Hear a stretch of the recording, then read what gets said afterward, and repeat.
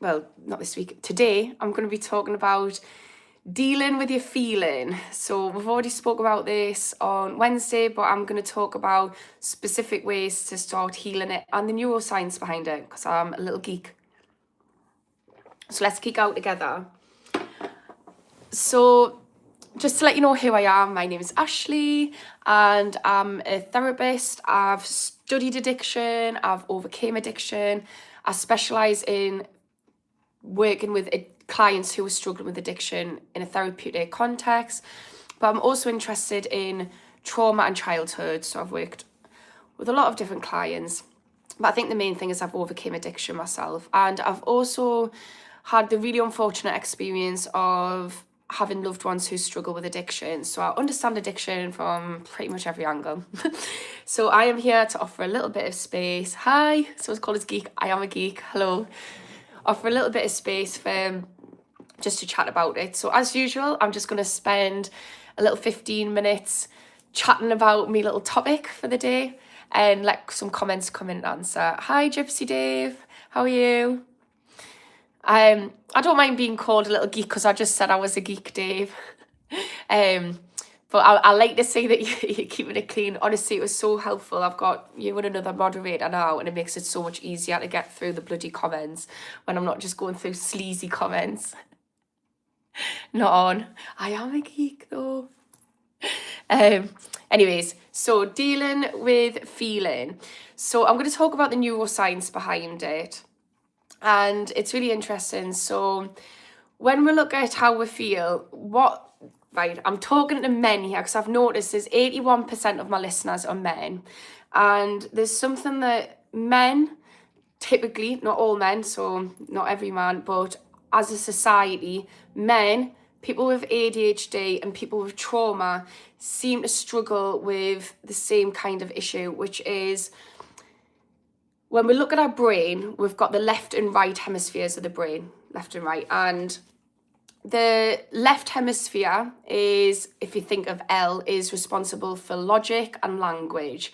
And your right hemisphere of your brain, I think, remember, it is what's really going on inside. So that's your intuition and your emotions. And what they found with brain scans is women are particularly more notorious for being good at linking the two sides of the brains up. So they're very good at putting language to their emotions. And men tend to not be as good as that because years of being trained to suppress your emotions.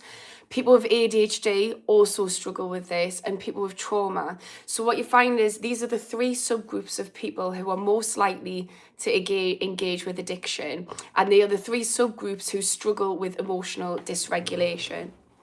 So why we're talking about this, because like I say, I'm geeking out and it sounds a bit like nonsense, but the reason why I'm talking about it is we can actually learn how to get those two sides of our brains to communicate more effectively, just like women tend to do. And you can do that through engaging your prefrontal cortex through a technique called metacognition.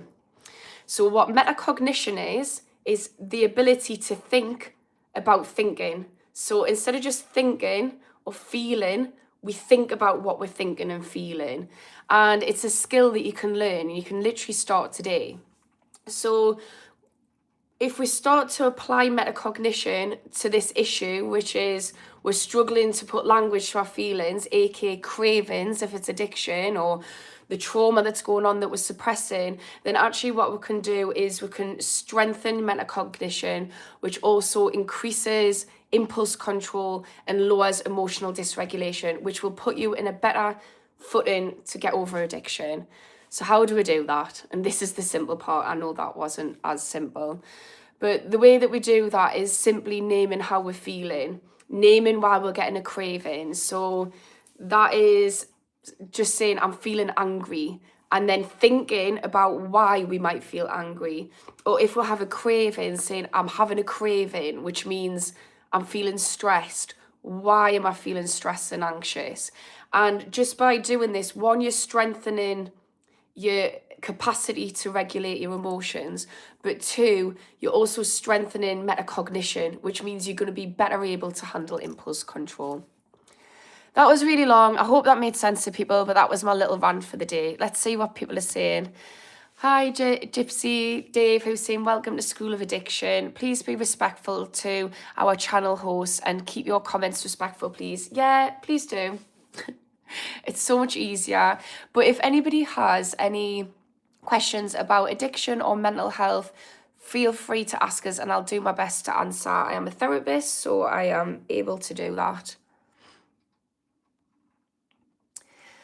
All Saints today, singing and talking come from different parts of the brain. Yeah, do you know what it is? The thing with like our brains is like often there's a lot of different parts going on. So you might have two areas light up at once. So when I was talking about metacognition, that's it's your dorsolateral part of your brain, dorsolateral prefrontal cortex and your anterior prefrontal cortex. So it's always like different parts of your brain talking to each other. Super interesting. Beef is the cure to all of that. Eat beef, like go out and buy steak and cook it and eat, your mind will clear. Yeah, there's lots of, it's like you're talking about ketogenic diet, because there's a lot of research which talks about the benefits of that. I'm actually vegetarian, but fasting does the same thing. It's all about producing ketones. So I fast. Sometimes I do a 24-hour fast or 2-day fast, but generally I just have a fasting window, and it does clear your head. It is really helpful. I think that's the thing. It's important to think about like what can we do physically to help us with addiction and mental health.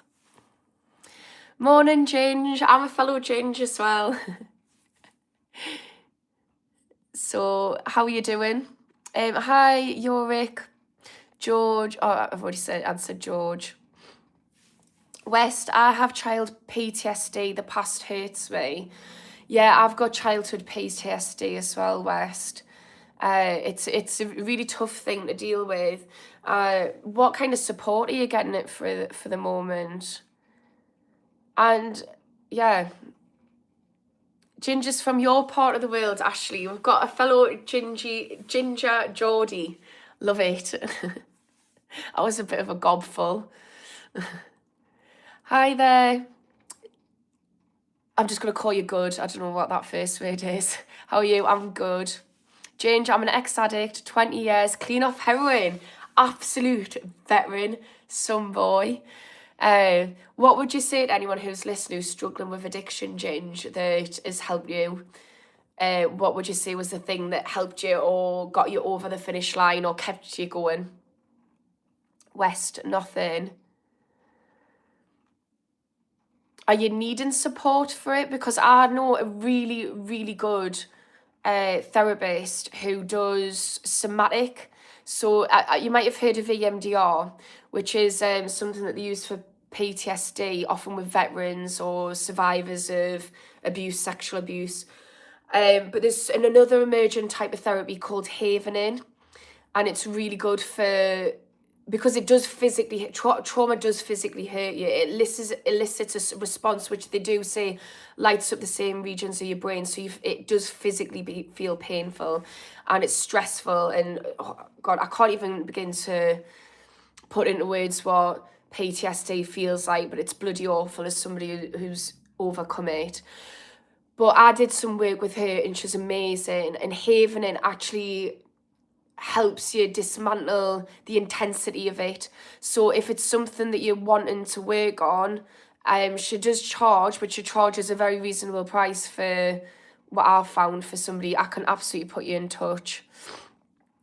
But yeah, I'm also happy to do a one-off session if you want a little bit of support, but I can't help with trauma because that's full on counselling work and I'm not taking on any clients. But yeah. Death Hawk, hello. What you saying F for? He's not quite a Geordie, but he's up that way near you. Whereabouts, Ginger, you from? Like Middlesbrough or something, or Darlow? George, or is it, or Gypsy Dave? It's just everything up north. near me. Like, is he from bloody, I don't know, Yorkshire or something?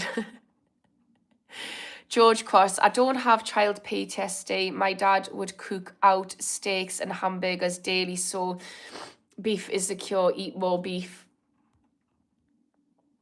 So who was it was saying about PTSD? Was that someone else?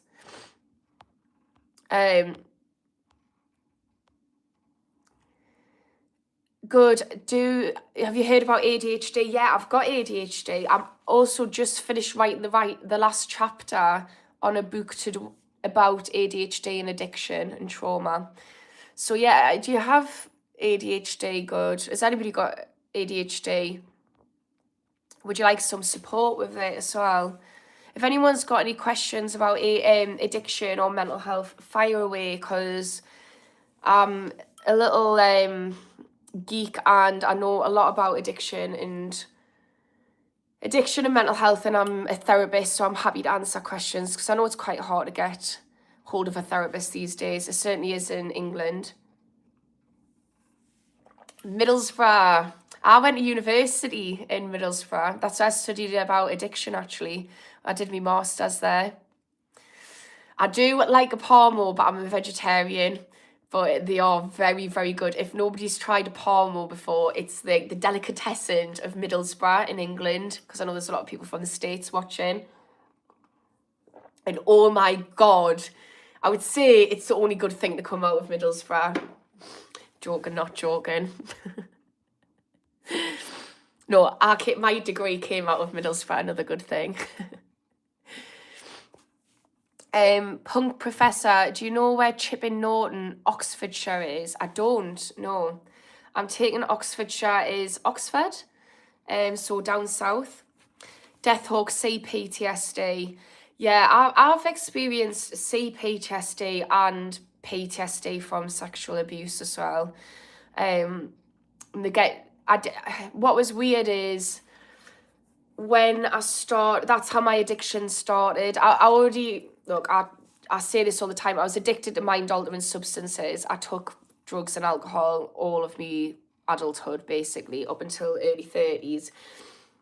But my ketamine addiction started because of that, because I started getting flashbacks, because I started talking about my PTSD and my traumas and started having realizations. So I was learning about trauma and then started realizing. And then later on, I dated a lad, and it was around like really minimal stuff around consent. And that started triggering PTSD for my sexual trauma and stuff. So I've been on a huge journey of having to learn how to manage PTSD, and I tried everything that conventional therapy taught, which is what I'm trained in. I've got 2 counselling degrees for those who don't know us, and one's a foundation degree and one's a BA honours. So I know a lot about therapy, and none of it was working, and I had to work on the somatic stuff, which somatic is just jargon for the physical stuff. And it's still an ongoing process, to be honest with you, but I've certainly made huge strides. A really good book and it's an audio book as well, for PTSD, like CPTSD, which for those who don't know, CPTSD just means childhood PTSD. But any type of PTSD, an amazing book is by Basil von der Kolk, and it's called The Body Keeps the Score, and it's so good. And like I say, I can also refer people to trauma, basically PTSD specialist, who does some amazing work, and she's done some amazing work for me as well. What medication do I take or took? So I assume that Manka is talking about ADHD. So I've tried Ritalin. I used to take Elvance Adult, and I ended up getting sectioned because of it. So I didn't realise I had underlying bipolar. So I'd already been having episodes, so I sat down with my psychiatrist and we realised I'd been having episodes. But the thing with bipolar is you get type 1 and type 2. Type 1 bipolar is you have depressed moods, which is where you feel suicidal, low moods where you feel rubbish, feeling okay, hypomania where you're just feeling really happy and on top of the world, and you kind of swing between them. And sometimes it might be, you know, you might not have an episode for years, sometimes you cycle through it every day, depending who you are. But type 1 bipolar, you have psychosis, and I'd never had psychosis, and then when I started doing that, I ended up having psychosis. It triggered an episode. So now I don't take any medication for my ADHD. What about you? I manage it holistically. So there's a thing in my book which I'm talking about is basically a way to manage your ADHD. And I've not been able to get rid of it, but I've certainly better manage it.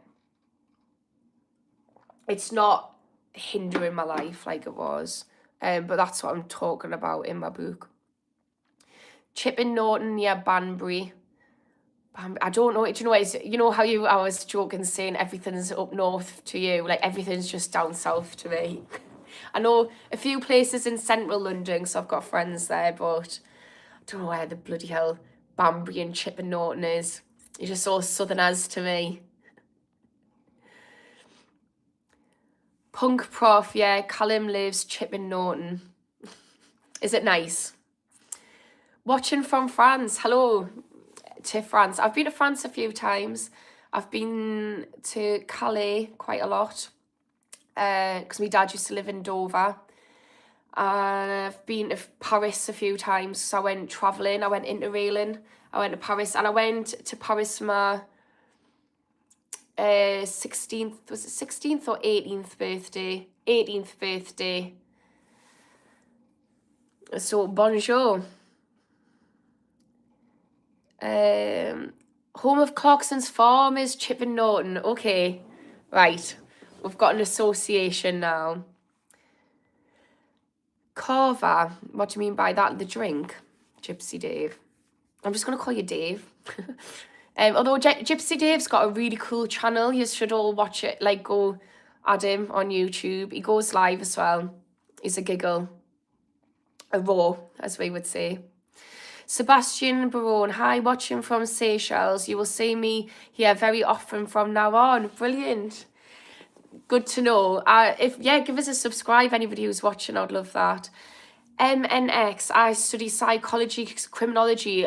You're speaking my love language. So I've studied criminology, it was focusing on addiction for my master's, and then for my PhD, which I ended up stopping after 2 years because of circumstances, but my PhD was in psychology and again specialising in addiction. It was around the barriers that women face entering services. So yeah, that's my similar route to me. I've also studied sociology and counselling. So yeah, really interesting. And it's a really interesting lens to use to put criminology and psychology together. And it's really shaped the way that I view the way I work with clients, like in therapy. So yeah, I love it. Punk Professor, I'm considering going to UK for finishing my PhD. My ancestors are from Chipping Norton. They lived there for over 500 years. Get yourself there. So what PhD, what were you doing your PhD in? Punk Professor. Lions, how can I better my addiction to cheese? It's really bad. I don't know if you're being serious with this, but the only reason I ask is because I love cheese. It's an addiction I don't really want to get rid of. It's the only reason I won't go vegan. But if it's bad for somebody else, like just because I'm enjoying it, it's not an addiction for me. For any addiction that you want to quit, first of all, I would say get familiar with it. So, like, start to get conscious about it. So if you're eating cheese all the time, notice when you're eating cheese. So is there certain times, like, are you in a habit for eating cheese at night time? Like, I don't know, maybe you don't have kids, but say you've got kids, like as soon as you put the kids to bed, you go to the fridge and eat cheese. Maybe it's doom scrolling. Maybe it's having that glass of wine, whatever it is for addiction. So just spend a bit of time noticing when's your habits. What happens, so when it's not habitual, so it's when it's not a time where you're just having it because that's the time you have it, why are you having it? Start to get to notice the thoughts behind it. So get curious, and this is what I was talking about in the beginning. It's called metacognition. So it's thinking about thinking. So start to get curious about this little voice that's driving your addiction. And the way that I do this and make it easy is I think of your addictive brain, your thoughts, as an alter ego, and name it. So I've said this before, my alter ego was Trashly. I'm called Ashley. I get a bit trashy when I'm under the influence. And actually my friends just used to call us Trashly, but I was always under the influence, so it's stuck. So start to notice when Trashly starts rearing her head and it's like, oh, you've done really well today. Have some cheese, have that glass of wine, whatever it is. Have some cheese and wine, goes well together. Or at least I used to think so. And just start to get curious about it. Then start to tackle the habits first. Get rid of the habits. So if you've noticed, right, I always have cheese at this time, that's the time where you replace it with something else and do something else. So you don't have to cut cheese out, you just need to replace the habits. And then just come online. I'm giving out loads of tips. I'll give you tips every day. Start learning about it. Start learning about addiction as much as possible and how to get over it. And something will stick. Right, let's see what people are saying. Get a mouse. Yeah, I love it. Just get a mouse. Hey chat, hope all is well with you. I don't know if you're saying that to the whole chat, but I'm going to say I'm good. Naomi, nice to see you again. How are you? How's everyone? I'm doing good, thanks. How are you? How is everyone? Let us know. Thoughts on the suicide epidemic? Death Hawk. Yeah, I think that there's two things going on with that. I think there's a lot of things going on with that, but three things I would say. I think the first thing is that there's a lot of people who aren't living purposeful lives. And I think it's really important that, if in suicide prevention, this is very broad, I don't want to sit here and say, but this is just my thoughts. I've been asked for thoughts, and so I'm going to answer in a broad way. I think that there's a lot of people who aren't living purposeful lives. I think that's why a lot of people turn to spirituality and religion and find that helpful, because it gives us purpose. But also I think the second thing that is influencing it is we are all getting forced to live lives which aren't sustainable. So we're not actually getting much chance to think about our purpose. What by purpose I mean, if I was sitting on my deathbed looking back on my life now, would this be the life that I would find the most meaningful? Or am I going to a job I hate, too bothered about my house being tidy, which is meaningless? Am I more bothered about money and stressed out about bills, stuff like that? So we're not able to live a purposeful life because, number two, we're expected to just live on this hamster wheel, which I think is just a pile of crap. It's so hard. Like, everyone's just ran into the ground with expectation and stress. I think thirdly, we need to address with suicide that men are massively struggling. And I think one of the reasons why men are struggling is because they've got it really tough at the moment. I think there's been a lot of focus on women and equality and looking at how women have been oppressed and get them to a place where they're not. Great, very important. But I think that men have been struggling in their own ways, and they've been oppressed in their own ways, and that needs to be addressed as well. And I think we're starting to see that men coming to the forefront, like we're starting to see the focus being put onto men. But I think men are really struggling at the moment, and I think there needs to be as much effort put into helping men as there have been with women, because I think at the moment women are actually thriving, certainly in the West, compared to men. So yeah, that's my thoughts on it. Because if you think about it, I'll just explain suicide. So like if we think about suicidal thoughts, when I have a client who comes through the door, and the first thing I'll ask them as a therapist is, are you having thoughts of harming yourself? And if they say yes, well, the next question I ask is, are they thoughts, plans, or actions? So are you thinking about it and that's it? Are you making plans on how you're going to do it? And have you taken action before on it? And the reason why this is important is because suicide is a extreme fight or flight. So it's suicidal thoughts are your brain thinking, I really hate my situation so much that I need to escape from it. I need to flight from it. So it's extreme anxiety when you're feeling really trapped and you don't know a way to get out of this anxiety, or you don't know how to get out of this situation. So it's really important to like recognize it as a signal, suicide thoughts, that I'm wanting to run away from whatever's going on in my life at the moment.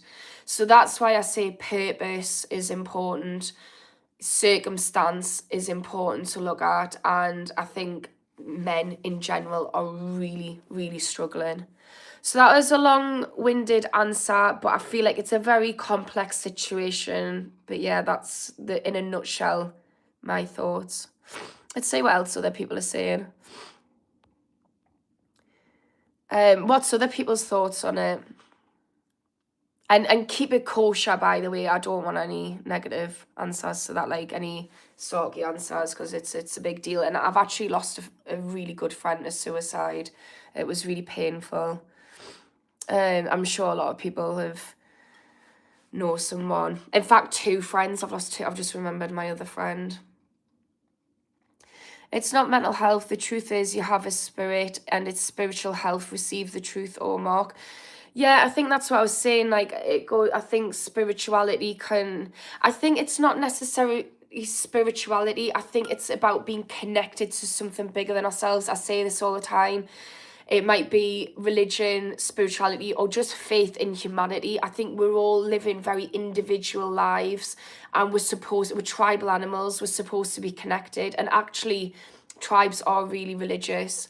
And if you look at research, the same regions of the brain that light up with addiction light up with religion. So I'm not saying that church is right or wrong, but it's something to get curious about. But I'd certainly say, I know somebody who didn't identify as spiritual, but they identified as, I think it's humanistic. And so you can see atheists in a spiritual light, that we only have one life and we're all connected, we're all human, and I want to make the best of that life. And that doesn't it doesn't align with just being very individual inside of yourself, worrying about money and finances and what that person thinks, is that person judging us. I think that's another thing with suicide. I think a key thing is very few of us are living authentic lives. I don't mean that to call people out or to berate people or judge people, but it's taken me years to get to a place where I'm authentic, where I'm open and honest about my feelings. I'm still working on that.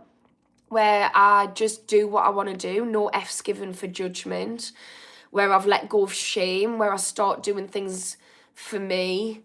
I think it's really hard to live an authentic life because we live in a society where everyone's getting judged, and it's really painful to deal with judgment and shame. And it's actually a survival response shame. It's really interesting when you look into shame and the neuroscience behind it. Right. The hairy hermit, women have it much easier in accessing residential addiction services than men do. Some only take women, supposed to be both men and women, like Graham House in Doncaster. Yeah, so the services in the northeast are generally mixed, but that sounds like problematic. I was talking about this today. So the largest percentage of women in addiction services are mothers, which is really interesting actually, because this is of women, not men. I'll talk about men after. So that what's really interesting about that is the women who are most likely to enter treatment are the women who face the biggest risk, aka saying I'm struggling with addiction with a child means social services are involved, which means you are at risk of your child being removed from yourself. And this was the fear I had to face is I'm a mom, I have two choices. I can't stop by myself, I'm struggling.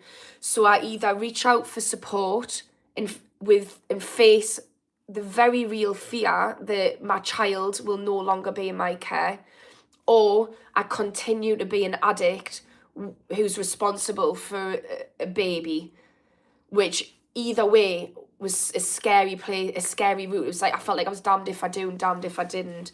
But I made the choice to reach out for support, and eventually I actually involved social services myself. And incidentally, if anyone's listening, they did not take my child away. They were really supportive of me getting support. But it's a fear. So for women, maybe that's why there's a focus on that, because actually it's the women who are entering services who are most likely actually are really having to take huge courage to get there. There's more men who are in services than women. The thing is, with addiction services, is there's a lot more men who use drugs and have addiction than women. So even though there's more men in services, say there's 80% of men use addiction. This is a made-up statistic, but 80% of men 80% of people who have addiction are men, 20% are women. Maybe 80% of that 20% of women are in services. That doesn't even sound realistic. 30% of women who have addiction are in services, and maybe 10% of men who use addiction are in services. But because there's more men who use addiction, that 10% is going to be more people, but it's a lower percentage. What I have noticed is there's a much higher percentage of men on this addiction live than women. So my statistics show that 81% of people listening are men, which I think is quite eye-opening. And the problem with men is I've worked a lot with men with my as a therapist, because I was head of veterans, so a lot of veterans are men, and I was also with addiction, and like I say, a lot more men struggle with addiction than women. So I've worked a lot with men, and it needs to be a complete different way of tackling counselling and therapy than what women have. And I think there's a big gender gap, and yeah, it's a struggle. If you have Vitamax, you can make much healthier, tastier alternatives. I've never heard of Vitamax. I'll write that down, have a look into it. By the way, I'm just going through the comments. So what I'm going to do is so everyone's getting a go, I'm just going to scroll through to the bottom, do some comments, and I'll go to the middle and then come back up, because I want us to get everyone to have a fair chance of getting the questions answered. Oh, Roxy's on. Hello. I've got my other moderator. I've got both moderators on today. Shout out to Roxy and Dave, who are lush little volunteers who just help my life be much easier. Really appreciate it. Yeah, as Roxy said, everyone type in any questions you have. Keep the chat active. She takes the time to respond to everyone. Thank you. Yeah, any questions about addiction and mental health? Just any thoughts, like somebody spoke about my thoughts of suicide. I'm happy to talk about anything. Just not if I'm single. It's not just stuff like that. Sleaziness, not allowed. Happy to talk about mental health, addiction. Absolutely will. Right, psychedelic. Nice to see you again. How are you doing? Psychedelic is smashing it, by the way. How was your date, by the way? How was your date? Men take on too much and can't switch off in any other way than turn into addictive substances. They carry all the responsibility themselves and don't open up. It's seen as a weakness. Psychedelic, 100%. I was talking about this at the beginning. It was today's topic, and it was talking about metacognition, and basically that's thinking about thinking. But with men, so to just recap in a simpler way, men and women, if you do look at brain scans, women have a better ability to link the right hemisphere and the left hemisphere of the brains up. So right hemisphere is emotions and intuition. I think of it all for what's really going on inside. And your left hemisphere is logic and language. And I just think of L, left, logic, language. And what they find is men have stronger connections within the hemisphere. So logic, they're a lot more logical. That's stronger than women. And I will hands on heart say, yeah, I am not that logical. I try to be. And women tend to be good at linking the two. So they're good at putting language and logic to emotion and intuition. Men struggle with that. So that one of the issues is men don't always have the language, the ability to say how they feel. They're just feeling. So men tend to have gut feelings and they just act on it. Or men tend to feel angry and feel flooded with their emotion and they just don't know what's going on. They can't process it because they haven't got the ability to link up the language to it. And it's not fair because men and women are different. It's simply because men have been socialized to not think about their emotions. So it's like, with think about neuroplasticity, what fires together wires together. So for men, to go back to what psychedelics said, they carry the responsibility themselves and they don't open up. And typically it's because they don't know how to open up. They don't even know the language themselves. They're like, I just feel like, you love a man and they're like, I'm just angry. I'm just pissed off at the world. I'm talking about suicide. I just don't want to be here anymore. They don't, and it's not all men. It's not all men, but a lot of men don't know how to process that. And a really simple thing to do is actually start to learn what they're feeling and just name that feeling. I'm feeling angry because, and it's really hard to do in the beginning. It's not just men. Like I said, people who struggle with trauma and people who have ADHD also are in that category. And all three subgroups are more likely to have addiction problems. And Gabor Mate says it's about emotional dysregulation, and I believe that's the neuroscience behind it. Right, well, it is the neuroscience behind it. It's just, and nobody spoke about the link before, but it makes sense. Right, okay. Let's see what else other people... I'm just going to scroll through randomly and see what people say. I want to hear about psychedelic state, by the way, first, because psychedelic is just smashing life. I hope you don't mind us talking about the things you're doing, by the way, psychedelic. Tell us if you want us to not talk about it. But I'm assuming, because you spoke on YouTube about it, you're fine. But psychedelic is smashing it. I don't know what day you're in. I think is it 50s or 20s? 20 something or day 50 something, I can't remember. They're actually living above a dealer and still smashing it, and they've went on a date. So let's find out what the date went like. My date went well. Yes, I love that. We met at my place and went for a walk at the beach. Oh, that is so cute. I love it. I love stuff like that, where we had the empty bench all to ourselves. The weather was sunny, and afterwards I had some healthy snacks at my place. That is a banging date. I love it. That is so cute. I'm so glad it went well. We ate fruits at the beach and listened to music. Right, just added music in. Could it get any better? Love it.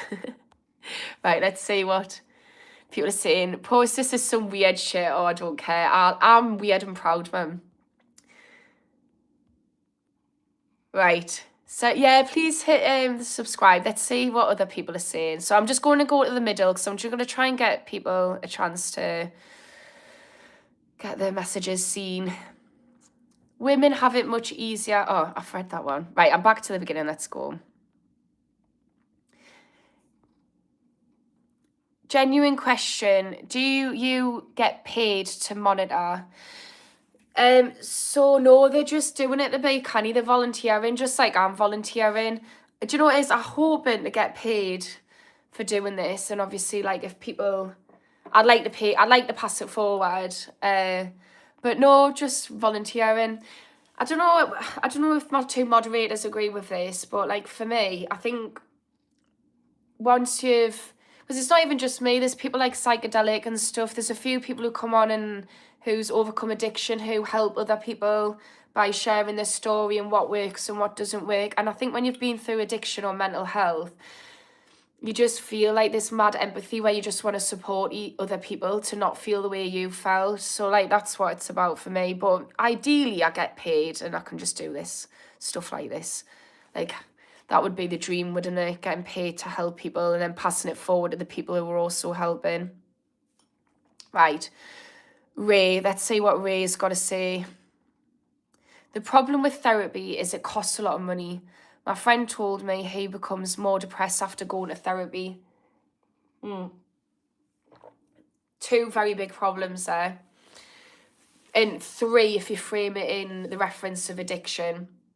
So the first thing is with therapy, what I got taught in my training and experienced myself is that, say you're starting here, this is the state of your mental wellness, your mental well-being is up here.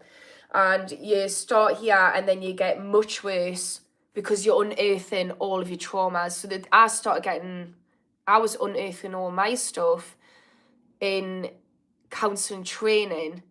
Now, I think that you absolutely should have to go to therapy when you're doing training. They used to do that on the course and then they scrapped it because it costs too much. So yeah, you get much worse and then you stop before you get better. So you start to come up and you'll start to see it with clients where all of a sudden things just start to get a little bit easier and they start to have a bit of movement and they start to say, oh, today was actually a good day. So if you start here, you get worse and then hopefully you come up here and you end up better than you were before. But that's not everyone's experience. Some people can just get worse and stay worse, you know. And that means that usually you need a different type of therapy. And I would suggest that if you're doing talking therapies, that you need to do a somatic therapy would be the next step, which is EMDR, or havening. So yeah, it is a lot of money, which is why I want to do this. I don't want to be a therapist because I used to work for a charity, an organisation. It is horrendous how hard it is for little organisations and charities to get funding to pay for therapy. The person who ran it was a veteran. He didn't take a wage. He lived off his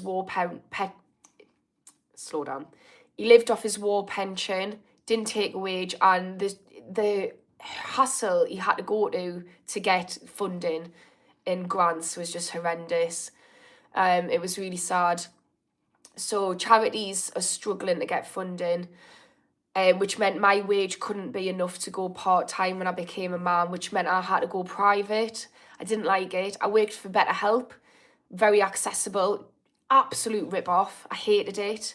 I was working for an organisation which is privatised therapy, and although I think BetterHelp's great, it's not for those who can't afford it. And let's be real, the people who need it the most are people who are struggling with stress, financial stress, socioeconomic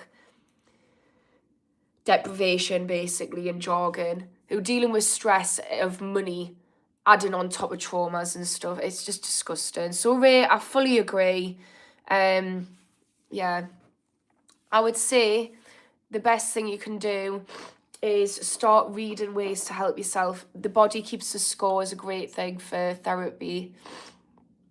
Atomic Habits is another book I would say is brilliant. Dr. Chatterjee, he does some amazing books. You know, we do have access to podcasts and AI. You can talk things through with AI, process it. There's an app called Earkick, which is a therapeutic app. So we do have things that can help us, but yeah, fully agree. How to overcome social media real addiction? I'll do whatever you tell me. So I've got somebody, an addict ally, which I call it. There's somebody called RHS, and me and him have stopped doom scrolling on social media together. We're holding each other accountable. So first of all, get someone to hold you accountable. Second of all, Car MUK, I've spoke about this in this live, so go back and watch the live when it posts tomorrow, because somebody else asked that question. I gave quite a detailed answer about habits and paying attention to it and stuff. But all of my lives, if all of my lives are posted, I've got loads of tips and tricks on every single one of them. So just I'd watch through any of them. But to give you something, and so subscribe, because I'll be coming on every Monday, Wednesday, Friday and giving tips and tricks. But to give you something for now, so me and RHS, we'll hold each other accountable. So tell someone and ask them to check in with you. Are you doing it? Because if we know somebody's going to be asking, we kind of know that we're going to have to say, nah, failed. So that can be helpful. And it's helped me a couple of times this week. Second of all, so I've allowed a time and a space. So the only time I'm allowed on social media is when I'm putting my son to bed, because I have to lie on the bed for half an hour, 45 minutes while he falls asleep. So, and also I've got to come down and do a live after. So you can set a time frame, so set an alarm. So you can still do social media, just do it in a containment if you want. Obviously you can get rid of it, but that's a good way, like reduce down. So you might start off with having a time in the morning and a time at night, and have a timer. Another thing for social media is add a circuit break. So for me, I put mine in a little box on my iPhone. I don't know how Androids work, they're shite. No, it's not. To be honest with you, I've heard they're much better than iPhones, but I am knee deep in that cycle. So I've just been buying iPhones, which are no different to the iPhone 4 for the last decade. But anyways, on the iPhone, I don't know how it works on Android. I have a box and I put them in the box, so I've got to search for it. And it just gives you that split second to ask yourself, do I want to do this? Try and think what else helps with social media. And replace it with something different. So I've asked myself, if I wasn't on social media, ask yourself this question, what could I do with that time? And first of all, I thought, well, I'm going to be really bloody bored, aren't I? And then I thought, that's not a good enough answer. That's an excuse. So what could I actually do at that time to stop us from being bored? Because that's clearly highlighting why I'm doing it. I'm bored. And the answer is learning. I love to learn. So I've been watching podcasts. I've been just learning, reading books, whatever it is. That because I'm a geek. I love to learn. So replace it with something different. And everything I've just said, you can link into any addiction, by the way. Roxy, I lost my father to suicide when I was 15. I'm 20 now. That makes so much sense from what you said in that email. Yeah, I'm so sorry to hear about that. And that must be, I couldn't imagine, like I really couldn't imagine what that must feel like for you. Roxy, you're sober now, aren't you? Is that right? Because I know you were saying about harm reduction. I'm sure you are. And it makes sense because obviously dealing with that, dealing with something as huge as that when you're a child, no wonders why you're leaning into addiction. Because it sounds as well like I'm sure you said you did quite a lot of stuff. So it was just escaping a situation. And that is quite common, but it's not even just not necessarily suicide, but just I think huge trauma on a growing, developing brain. Like, how do you process trauma like that? Especially when drugs and alcohol is so normalised amongst young people. So you're trying it and it's all fun and games, and then all of a sudden you don't. So the problem is you don't realise that you're self-medicating trauma until you've got an addiction, and then you have to try and undo it. That's one of the big problems, because often when we're taking drugs and alcohol, we're just doing it to join in and have fun with our other friends who are doing drugs and alcohol. It's fun until it's not fun. But yeah, I'm so sorry to hear that, Roxy. I know also we've been speaking about this today. If you want a phone call, a one-to-one, Roxy, I'm happy to talk to you about anything, by the way, because I really do appreciate what you're doing, helping out moderating here. Right. Elsa Walks Guy, I'm a mod on 3 channels who have their 100k silver buttons. What does that even mean? I'm new to YouTube. I've only been doing it about 6 weeks. I'm not really sure what that means. Elsa Walks Guy. Psychedelic. I also struggled with that. It was only when I started to confront and understand my emotions that everything changed, yeah? And to be honest with you, so did I. I struggled with emotions. All I was just angry and flying off the handle, and that's, you know, ADHD. Just like either pushing it down and not feeling it and then exploding. It was like, kind of like when we don't deal with, because I used to push my emotions down and be very passive, or sometimes passive aggressive. That was something I realised about myself, which wasn't that fun. But I realised it's like kind of like, if you think about, if you're not dealing with your emotions, so you're not processing them, you're not putting language to them, it's kind of like having a champagne bottle and just shaking it, and then all of a sudden the cork flies off and the champagne comes spilling out. And that's what would happen to me. All of a sudden I would just be like, yo, just doing my head in, and like get really angry, and all this like words would come out of my mouth, and then I would come away thinking, oh my God, where did that come from? That was horrible. I remember I had a group of friends and they were taking the mick out of us, not on purpose. I was not putting in boundaries. They were a mint group, they were lush.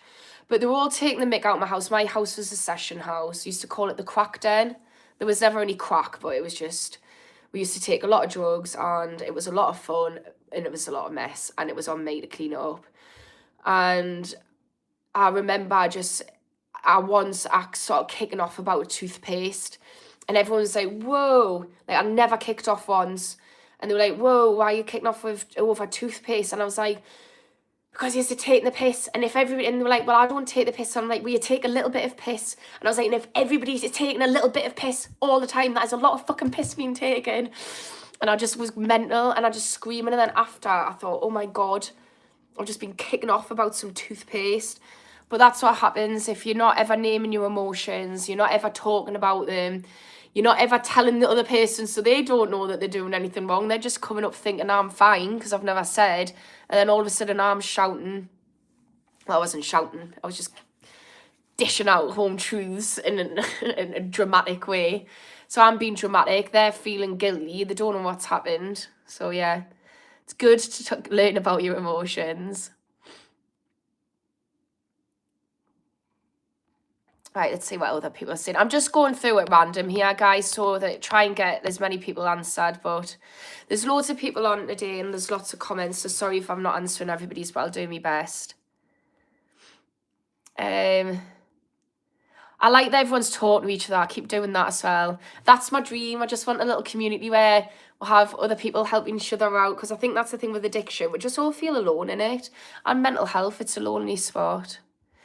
Right, Deathhawk. Ashley, thoughts on insomnia and sleep deprivation for days at a time?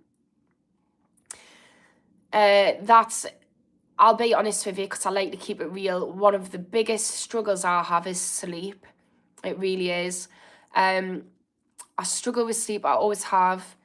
It's ADHD. That was one of the things that my psychiatrist said was one of the signs.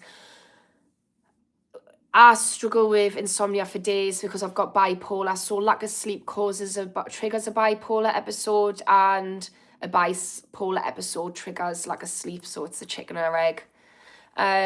There's somebody who talks a lot about sleep, which is really good, and you can watch podcasts on him. What is his name? I can't think of his name. Does anybody know? For Death Hawk, he's on Diary of a CEO, Richard Huberman.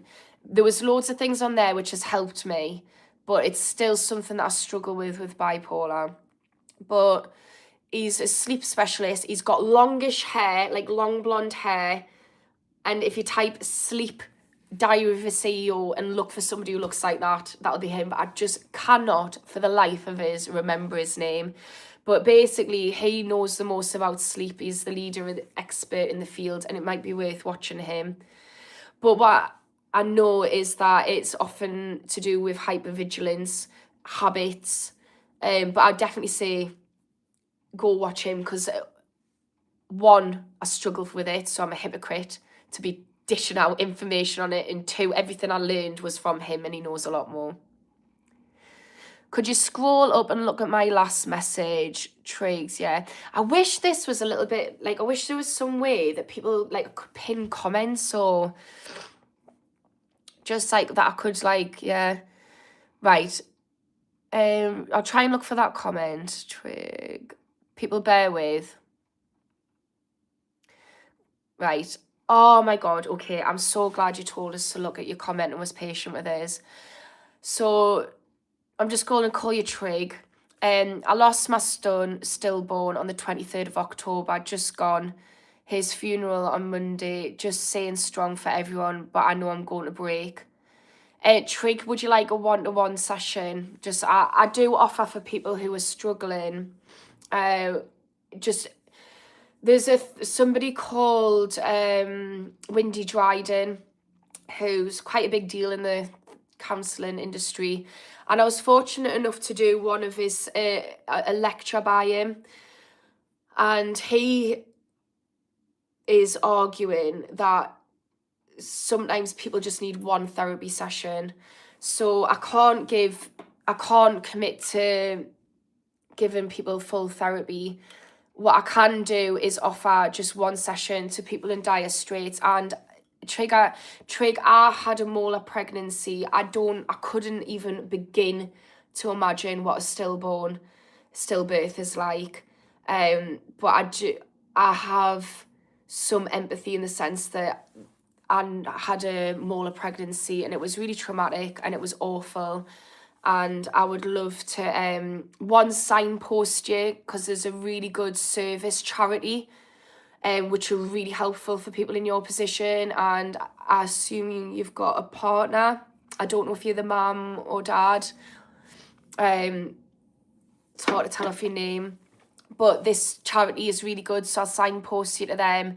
And also, I'll just try and give you some support. But yeah. So if that's something you want, just comment on any of my social media, any of my content,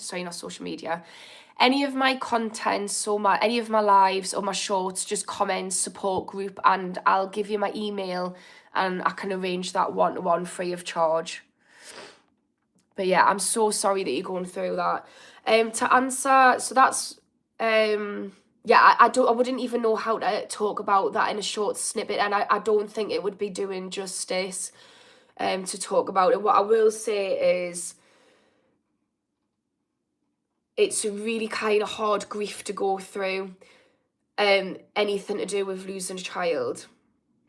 And I remember being grateful, thinking at least I didn't carry it full term. I remember having this feeling of, God, if this feels bad, imagine if your situation. And then I thought, God, imagine if the child's there and you get to know them. And then I just thought, oh my God, anything with the child is just horrendous. Because it's not just, the thing with grief and losses, it's not just the child that you're losing, you're grieving. It's also the identity of, you know, I'm going to be a parent. So for me, it was my first time parenting. I don't know if it is for you. I imagine if it's not, that's a whole new other level of stress, because you've got another child to deal with. It's just, whatever the situation, it's horrendous. And yeah, I've just got so much empathy for you, and I'd absolutely like to offer that support if it's something you need. Like Roxy says, I'm so sorry. Right, I'm going to move on to another question, and I hope that doesn't seem disrespectful to Triggs. But yeah, please do get in touch and let us know if you want some support. I can feel myself feeling tense there, you know. I'm just going to be real. I think it's even just talking about it, it's kind of reminded. I can feel my body feeling tense, which I think it's kind of reminding me of my situation. Yeah, it's really not a nice thing to go through. I really struggled with that, but I have done a lot of healing around it. So yeah, I'm trying to think of the name of the charity, just in case anybody else is going through that. I can't remember it. If anybody else is going through that and wants some support, also just comment. Right, so 90s cut, do you think excuses are an addiction? Like, we can be addicted to making excuses. So addiction is more... So if you think of it like childhood trauma, mental health disorder, childhood and trauma. So when I say childhood, I mean like situations which shape our brain in childhood. So negative experiences in childhood, which might also be trauma. You call it little T and big T trauma. So little T is more like not... Things like, for instance, being taught to cry it out while you're sleeping. Things like, you know, as a generation, we're taught to suppress our emotions. That's little T trauma. Neglect. I think as a generation and society, we've been quite neglectful to children's needs, emotional needs. So childhood trauma, which is little T and big T trauma, and trauma, which happens in later life. So that's the issue. Then we've got what comes out, the symptom of that is things like procrastination, which would be making excuses, poor self-image, which would present as making excuses. So the excuses is the behavior because of the beliefs which come from the trauma. So it comes from it's excuses are behaviors that stem from the impact of trauma, I would argue. And then addiction is the way that we medicate those behaviors, beliefs, and trauma. So I wouldn't say it's an addiction. I would say it's more of a response to emotional hurt of some way, some kind of emotional hurt. Does that make sense? And I think the best way, if we make excuses to get over that, so I don't know if you know somebody makes excuses or if you are the person who makes excuses. I've been both people.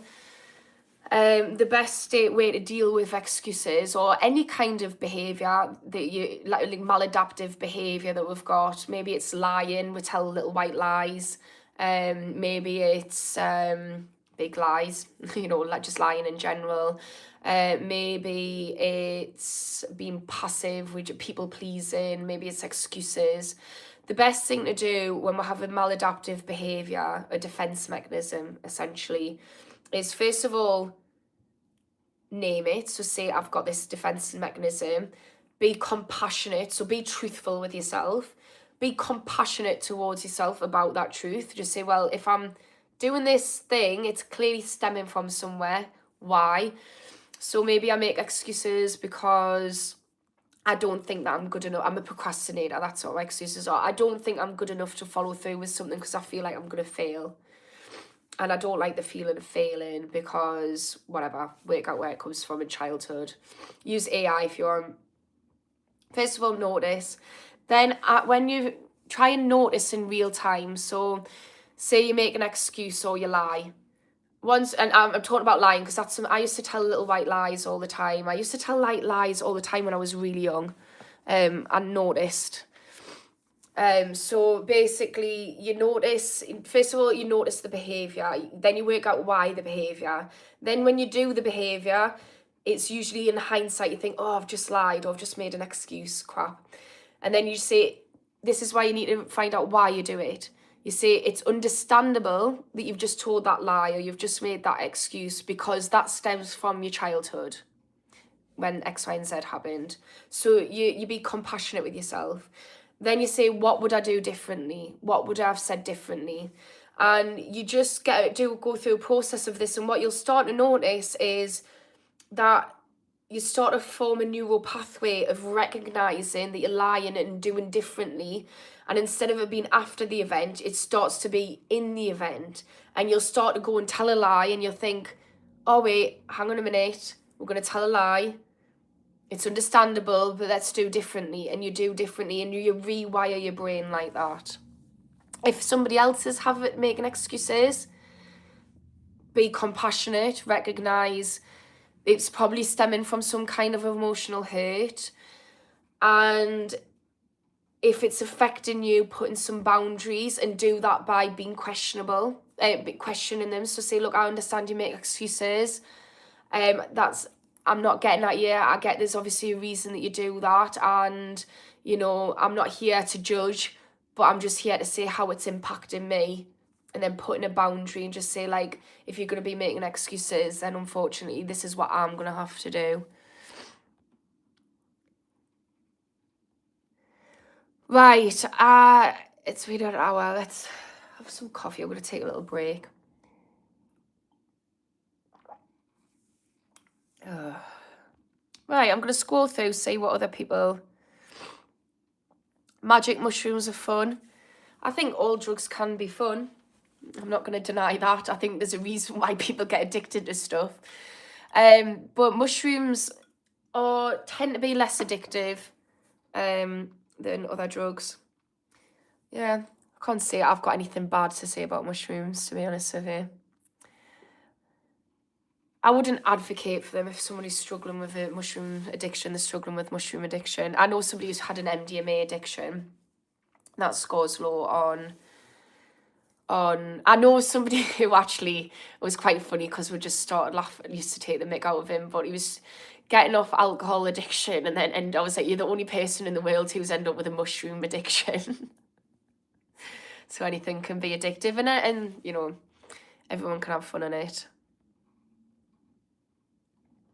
Right, could you sort of already done that one? I'm going to go near the top again.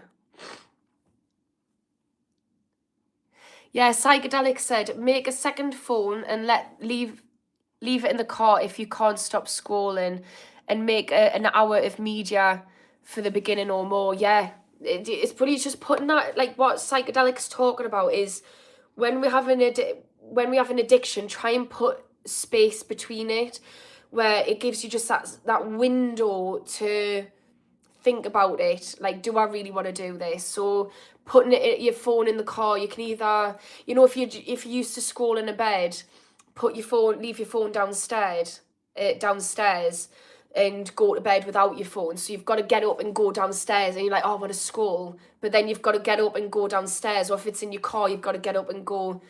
But like having two phones is ideal, like a burner phone for your scrolling. You can do that with things like alcohol. Don't have alcohol in the house. You have to get up and go to the shop. Don't buy them sugary snacks. It doesn't mean it's going to work, but it just gives you that window of opportunity to engage your rational part of your brain, because impulse, cravings is all your emotional part of your brain. So if we engage the prefrontal cortex, we can act as a circuit break and control that impulse. Right. What was I addicted to? Ketamine. Nice little addiction. And it's one of them where everyone's like, ketamine. But it's really addictive. Really, really addictive. Well, it certainly was for me anyways. I know a lot of people who've got to the point where having catheters, my bladder was really starting to get wrecked off it. It wasn't fun. Well, it was fun until it wasn't. Morning Road Runner, how you doing? Chum Bucket, I'm on opiate and I'm an opiate and benzo addict. What's your vices? Are you still struggling with that, Roxy? No, you've answered it later on. I smoke weed, but I stay off the pills these days. That's a massive, massive improvement.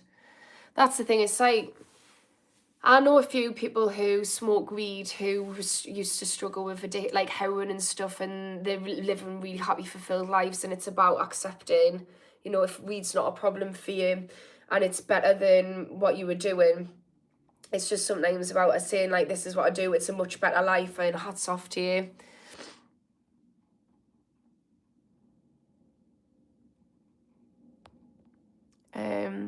Let's see. Alcohol abuse causes short finger syndrome. I don't know what that is. I've never heard of it. And amen. I lost my life due to addiction. Yeah. It's just this. You don't even feel like a person. You're just somebody who's just it's like the addictions running the show. It's like that's why I was thinking of it like an alter ego. It's like all of a sudden, like, you're not driving your brain. It's the addiction. Everything revolves around addiction.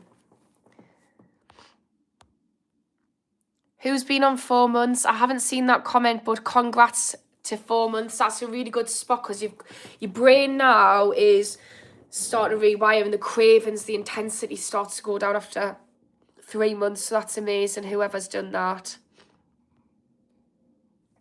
Sonic shrooms are good. They help me quit my other habits. I know somebody who did exactly the same. And also there's a lot of emerging evidence around therapy assisted mushrooms. We're using psilocybin, which is mushrooms, for therapy assisted addiction. My brain's not working. Basically, using psilocybin mushrooms to help cure people of addiction with a therapist. So I'm not going to advocate using mushrooms to get rid of addiction because I'm a therapist and I'm not allowed to do that. But I do, there's somebody, Sonic, saying it's worked for them. I know somebody else who the same thing happened, totally turned their life around. And also the research says, and the reason why is because what happens with mushrooms, not just mushrooms, also acid, is it makes your neuroplasticity malleable. So it basically, when up until the age of 25, roughly 25, 27, our brains are super malleable. So we have a much better way of learning. It's much more easier for us to learn and create new neural circuits in our brains. So like Roxy, who is managed to overcome addiction in that age, like, that's a mad age to be doing that, like a mad good, in a good way, because your brain's still developing. So everything you're doing now, Roxy, and anyone under the age of 25, you've got a good chance of, you know, of it creating neuroplasticity, which is going to be really long lasting. And Roxy's like, really, I'm just using them as an example, is 21, is really empathetic, really just doing a lot of great things. Like there's a lot of great things they've done in their life, and you're doing it in an age when your brain's malleable, so that's fantastic. But what mushrooms does is it makes your brain more malleable, which is also good for a lot of people who have addiction over the age of 25, where it's not malleable. And what happens is you then can rewire your brain in the same way that a 21-year-old could. So it can be really helpful for that. And what happens is the next week after you have mushrooms, whatever habits you're doing then are basically the new patterns that you're firing and wiring in your brain. So it's new neuroplasticity that you're creating, and the mushrooms allows you to do that a little bit easier. It's not the only way to do it. There's a lot of other ways you can achieve the same thing, but it's just takes a little bit longer. The problem is, for instance, for me, I've got bipolar, so I might trigger a psychotic episode, and you might not know that you've got schizo. So I know somebody who was taking acid and didn't realise that they had schizophrenia and ended up getting section. So it's really important that it's trauma assisted, which is why I'm not advocating doing it by yourself. But anybody who does do shrooms, and that's something you're already doing anyways, try the next 5 days. drilling in some really healthy habits, because that's the best time to do it. And watch, there's a really good podcast episode on the Huberman Lab. Type in psychedelics, the Huberman, Dr. Huberman, and he breaks down all the research and science behind it, and it's really, really cool. Right, I'm gonna go back up to the top.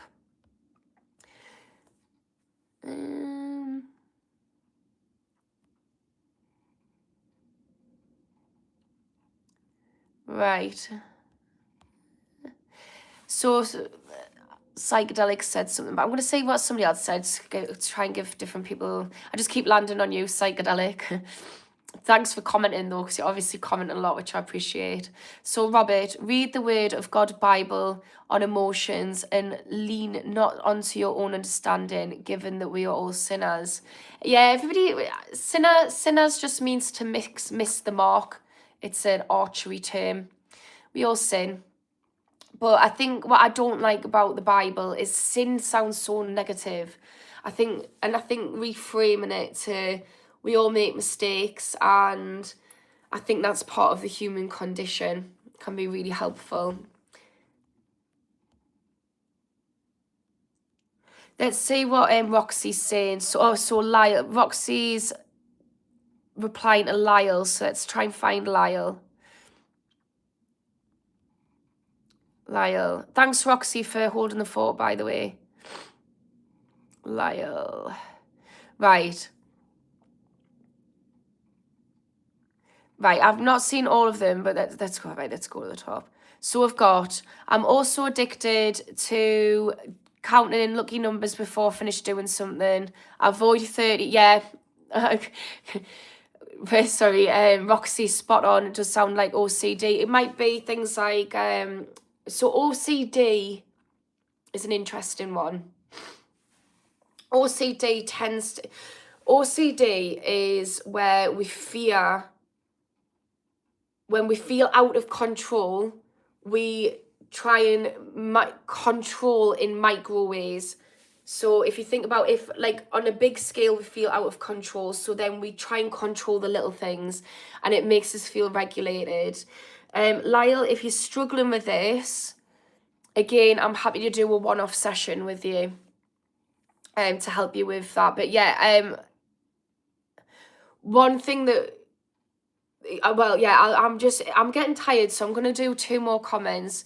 But yeah, Lyle, if you'd like some support with that, give us a comment on any of my social media, OCD support, or I don't know, just support, and I'll give you my email. But yeah, you were spot on, Roxy. Let's see what Roxy said. So I'm going to do 2 more comments. When you say that women are thriving in comparison to men in the West, I think a huge factor of that is the lack of community men have, which could stem from having a lack of male role models in average households. 100%.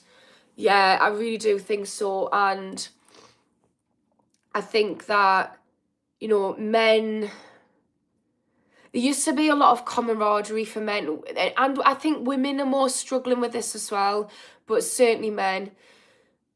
If you think about it, if you go back just a few generations, like my grandparents' generation and some of boomers, but mainly my grandparents, so like after the World War and previous to that, what you had is all the men went to work together, and all the women stayed at home and raised children together. And women would sit there talking about things and their emotions and all of this stuff. And all the men would go and you deal with things in different ways, where very physical. And the best way for men to talk about things is like side by side when you're doing something. So that if I had a client, which is really hard to do, but ideally, if you've got a lad, the best way to do any kind of therapy with them is if you were doing kicking a ball about or going for a walk. Do you know, it's doing something. But yeah, and then on top of that, so men used to always be together. You would talk about things. Obviously, you used to go to war together. You always fight. Do you know what I mean? Men have always had, like, like if you look at veterans, you see this. So veterans really struggle when they leave the army. It's not when they're in the army that they struggle, it's after, because they've got the camaraderie, they've got the brothers with them, and that brotherhood's broken down. Also, you've got men, like exactly like Roxy said, there's lack of role models. So there's there's just a lack of role models, and I'm noticing with my son, you know, like it's really hard because I'm very different to a male, and the way there's very different roles that men and women have with kids. Like we always think that the women are most important, and actually men have got very specific roles with kids. So men teach kids how to operate in society, and it's dependent on the different society, but that's a common thread. So for instance, how to, if it's like whatever social issue is predominant in their culture, men will teach kids how to do it. So not having men there means that the kids are struggling how to operate in society. The only difference is women tend to have better ability to deal with their emotions than men, so that we're dealing with the same issues, just men don't have the right tools. So yeah, very good point, Roxy.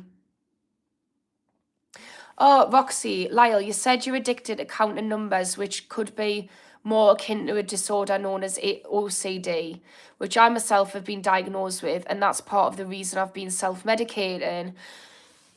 So I've got an idea, Roxy. You said about messaging people to help people. Why don't we get a WhatsApp group, me, you, and the other person with OCD, and I'll give you some techniques, and you can help each other, because sometimes it's good to have somebody else deal with stuff alone. So I'll give you some techniques, and then you two can help each other, keep each other accountable, because it is an addiction. It's like an addiction. It's very much similar to an addiction. So I can try and support you both. Right, last comment, guys, and then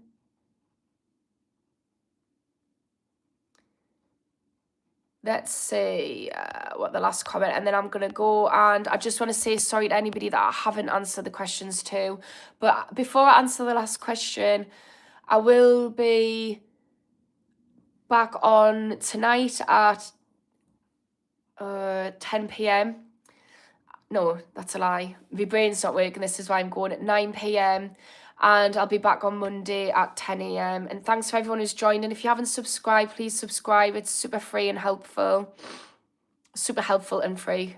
Can't speak. Right, let's see last question.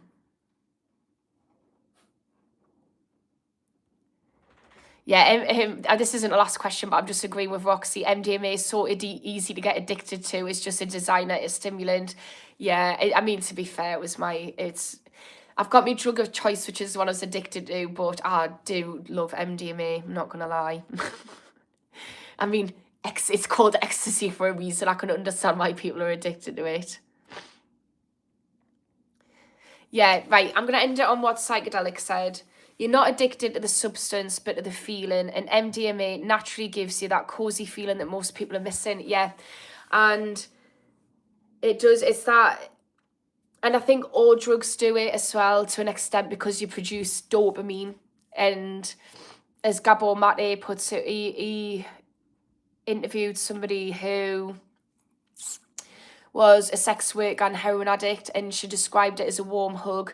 And that's what it was for me with ketamine. I literally felt just safe and relaxed. I can't describe the feeling, but it was a nice feeling, one that I wasn't used to feeling. On top of that, with MDMA, you've got it makes you produce serotonin.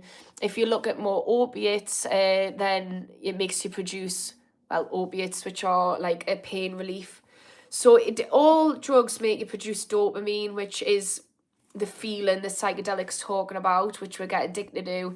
But they all have something else that they offer. And it's always, I think, if you're addicted to something, to try and work out why you're addicted, to replace it with something that's more suitable than the addiction itself. Look at what the addiction does. So addiction, all different substances like drugs and alcohol offer something. And even I'd argue, you know, porn and gambling and stuff like that. So for gambling, it's excitement. Maybe you're missing excitement in your life. Maybe you need to be stimulated. Porn, maybe we're struggling with connection. But if we look at drugs and alcohol, so heroin, it's an opiate, so maybe you're experiencing some emotional pain and you're relieving that. Ketamine, that is sedative, so again, emotional pain. I was trying to sedate my brain, my overactive brain, and sedate the feelings that I was dealing with. Alcohol, I don't know what alcohol would be. I'm trying to think. It's a downer, depressant. Usually confidence, I would say, with alcohol. It makes you feel more confident in social situations. Cocaine makes you feel invincible. And they might be different. These are just, you know, one feeling that might be attached, but there's lots of different feelings that you will get from different substances. And it's interesting, one, learning about the substance, what does it do to our brain, and two, what do I feel on it? Like, what's this feeling that I'm addicted to that psychedelic talks about? And then three, from that, when you've worked it out, say, how can I create that feeling in a different way? So for MDMA, you just feel not a care in the world. You feel loved up and not a care in the world. So go and like, learn how to have love and a carefree life based on love. That's what I've done. Anyways, it's been mint speaking ears, as always. Thanks so much for me moderators. Thanks for the people who come back all the time. If anybody who needs support, who I've spoken to, who needs some one-to-one support that I've offered it to, obviously I can't give that to everyone. It's just the people who are in dire straits. Comment on any of my social media. And yeah, it's been great. And yeah, and thanks for chatting amongst each other. See you tonight. Bye.